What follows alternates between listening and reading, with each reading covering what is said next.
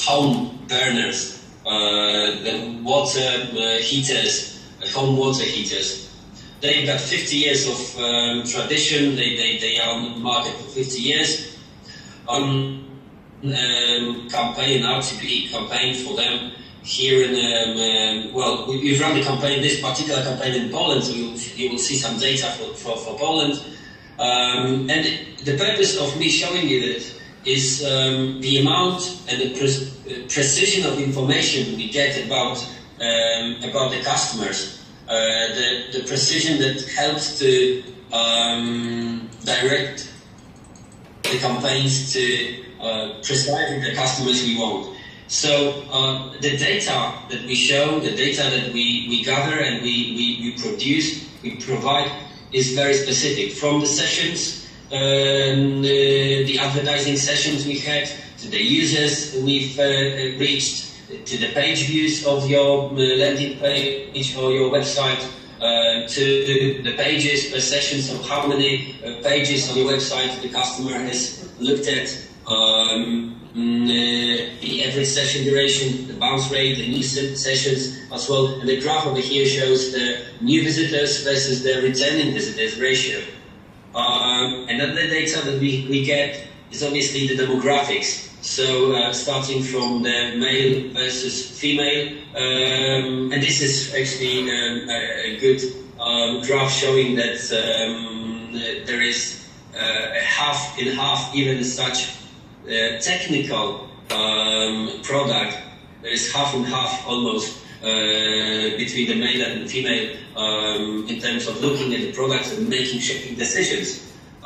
You've got the age, average age of the customers. You've got different age groups of those who looked at the products during our campaign. The campaign lasted for 90 days. Let me precise that.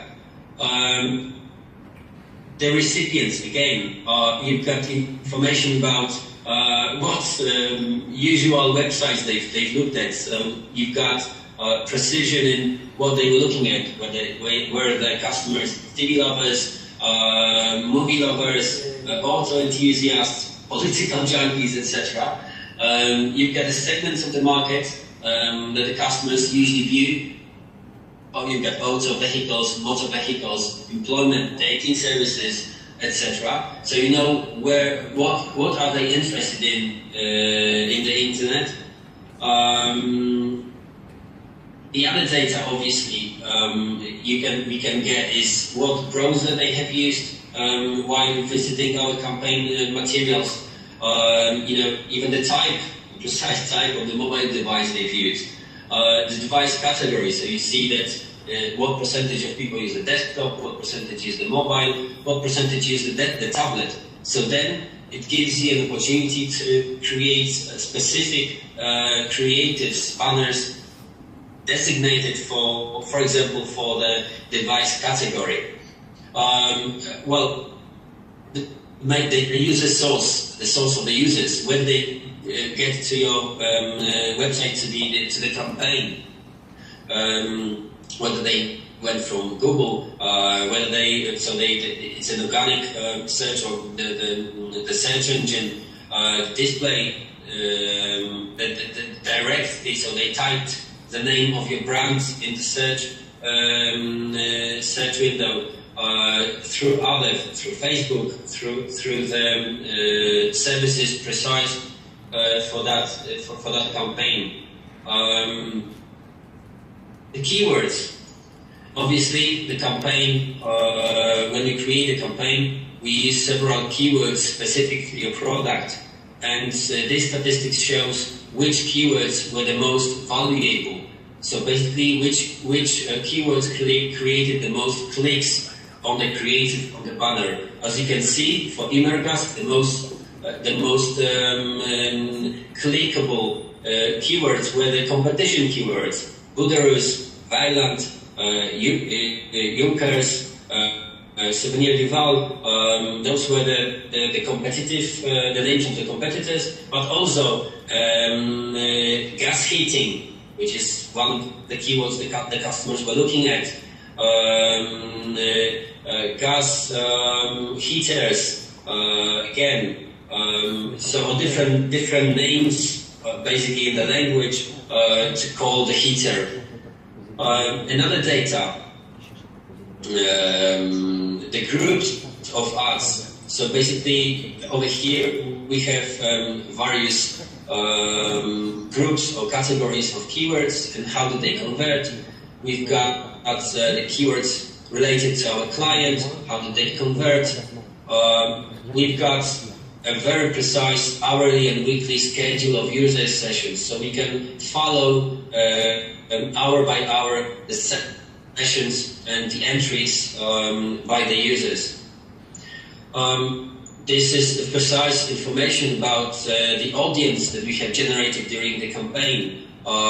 So we have the number, the unique users numbers over here that we've generated. So through the first landing page created for this campaign gave us over 22,000 unique users. The email created 40. But, for example, the impressions of our creatives in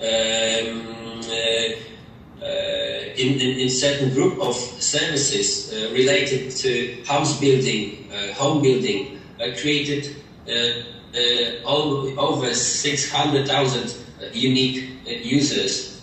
So we know precisely which channel of communication was the most effective, most efficient, and the data obviously is created in real time. Again, demographics, which city, which location the customers usually visited our campaign from. In this situation, the capital of Poland was the most was the source of the most of the customers, of the viewers. The individual performance of each creative. They got different sizes of creatives, and you know which were the mostly viewed, mostly clicked over here. More information, the operating system which the customers have entered the campaign with. We've got different operating systems over here. You've got different channels, search channel, standard display, rich media creatives that we have produced for that campaign. Well, the conversion paths. What was the path? What route the customers took to enter the campaign? Where did they start from? End up to, and we can. And in the next actions, next activities, or next phase of the campaign, we can directly use the sources that were the mostly convertible and mostly used. This is the how much did it take to the customers from the first moment they looked at the creative to the exact action. So for the purpose of this campaign, our goal was the clicks. So we wanted the viewers of the creatives to click, not to buy something, it was mostly the campaign that focused on clicks on the creatives. So we try to promote the brand of Immergas rather than sell something, but the same data is being created on a sales focused campaigns. So in the first line, you see that most of the customers, almost 64%, clicked on the creative on the first day they saw the creative. Then, for some reason, you've got almost 13% of the customers, they clicked on the creative between the 12th and the 30th day of the campaign. So this gives you an insight how long the campaign should last and how effective it is when it lasts, for example, 10 days, 30 days, or maybe 90 days.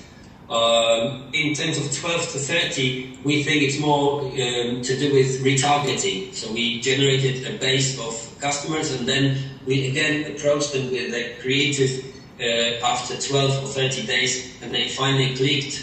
So we can measure how efficient our retargeting activities are. The length of the conversion path, again, how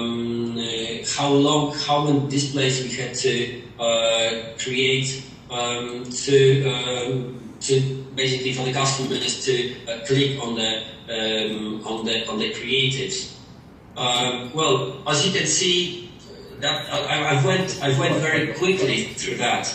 I want you to realize that this data, besides being very precise, besides giving an opportunity to create very effective campaigns, the data, and I will underline it, is created real time. It's all in real time. One of the slides that Thomas has in his presentation is a slide showing a dashboard. You may ask us a question, how can I manage my campaign? How can I see the results in real time? Yes, in the past there were campaigns. For example, if you set a campaign for 90 days, you get this type of data after the end of the campaign. Here, it's completely different. You get the data in real time. So hour by hour, we are able to track how the campaign runs, how effective it is. When we start the campaign, we work on certain KPIs. We meet with the customer or client, or you meet with the customer and client as a media house, and you set the KPIs that you work on. So the customer may be interested in increasing the sales amount. They may be focused on increasing the average basket value. They may be interested in the conversion rate